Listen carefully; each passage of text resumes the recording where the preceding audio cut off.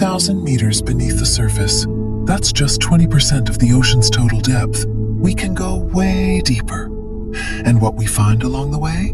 It's nothing short of unbelievable. At 2,000 meters, or 2 kilometers, you'd expect total darkness. No sunlight reaches here. And yet, you start seeing tiny lights glowing in the black.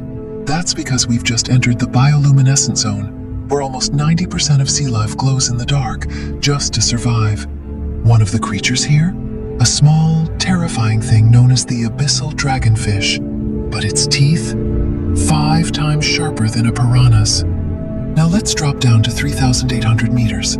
This place is legendary because it holds the wreck of the Titanic. Yes, the real one, lying silent and broken nearly 4,000 meters deep. Keep going. We reach 5,000 meters and officially enter the abyss zone.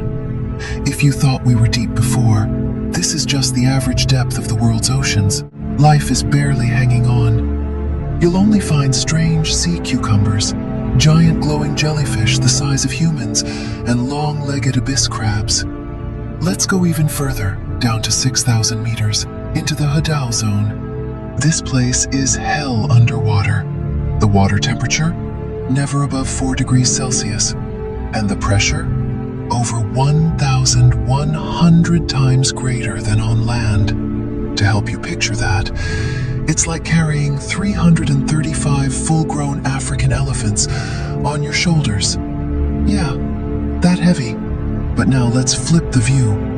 From the deepest point on Earth to the highest, Mount Everest, standing tall at 8,848 meters, the tallest thing we've got. And yet, Everest could fit inside some of the trenches in the ocean and still wouldn't reach the bottom. Because in 2012, director James Cameron took a solo dive down to 10,898 meters. He stayed there for 3 hours. He described it as a lunar desert. No life, no movement, just the sound of his sub creaking under pressure. And get this, back in 1960, 2 men went even deeper. They reached 10,960 meters. That's nearly 11 kilometers straight down.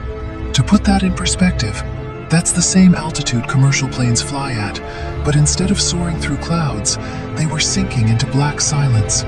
So next time you jump into the ocean, just remember, you're swimming above a world almost no one has seen.